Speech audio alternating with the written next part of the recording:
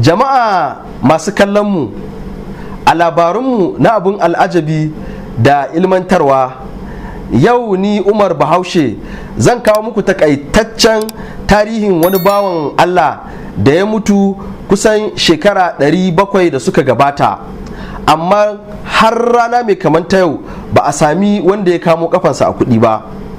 Kai harta Elon Musk wanda ya fi kowa kuɗi a wannan zamanin bai kamo kafan wannan bawan Allah a kuɗi ba. Don jin cikakken labarin sai ku biyo mu.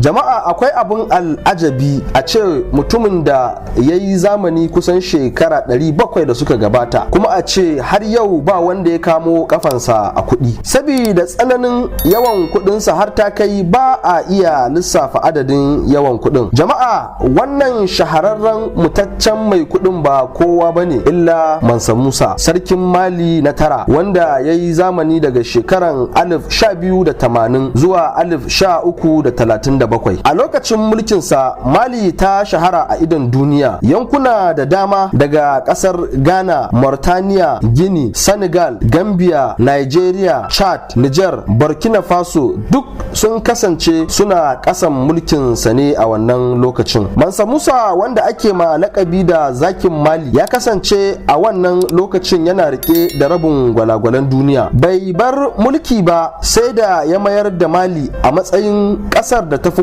kowane ƙasa a Afirka yawan dukiya. Bayan Mansa Musa ya dawo daga wani aikin hajji da tarihi ya tabbatar ba a taɓa kamarsa ba a duniya, shine ya gina waɗansu katafarun masallatai, ma'aikatun gwamnati da jami'a na farko a Afirka maso yamma mai suna Jami'ar Sankore. Jama'a, wannan aikin hajjin da Mansa Musa ya taɓa zuwa na cike da abun al'ajabi, don kuwa ba a taɓa kamarsa ba a tarihin duniya. Hasali ma ba kowa ya san Mansa Musa ba da ƙarfin tattalin arzikinsa har sai da ya tashi tafiya wannan gagarumin aikin hajjin yana shekara 17 da fara mulkin Mali. Tarihi ya tabbatar da cewa Mansa Musa ya tafi aikin hajjin ne da ayarin mutane 60,000, bayi 12,000 kowanne ɗauke da tulin zinare, da raƙuma 80 kowanne ɗauke da zinare. Haka Mansa Musa da ayarinsa suka ratsa Sahara, kai ka ce gari guda ne ke tafiya a cikin Sahara. A hanyar su na tafiya ƙasa mai tsarki, tarihi ya tabbatar da cewa Mansa Musa ya yi kyautan gwalagwalai da ba adadi. Duk inda ya ga talakawa sai ya raba musu gwalagwalai. Kai jama'a, in takaice muku zance, saboda tsananin kyautan gwalagwalai da Mansa Musa ya yi a hanyarsa ta zuwa ƙasa mai tsarki, an ce sai da duniya ta yi ƙarancin gwalagwalai har na kusan shekara 10. Saboda haka ne duniya ta ƙara tabbatar da cewa ba a taɓa samun wanda ya kamo kafan Mansa Musa a kyauta ba. Kun ga wannan na ƙara tabbatar mana da cewa mai badawa baya rasawa, don kuwa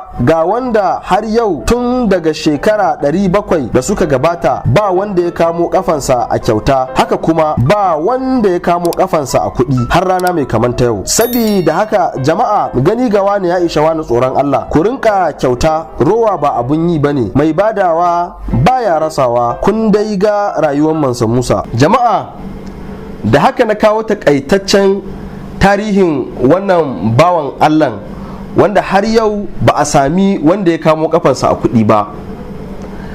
Don samun labarai makamantan haka masu ilmantarwa da abun al'ajabi, sai ku biyo mu a shirinmu na gaba.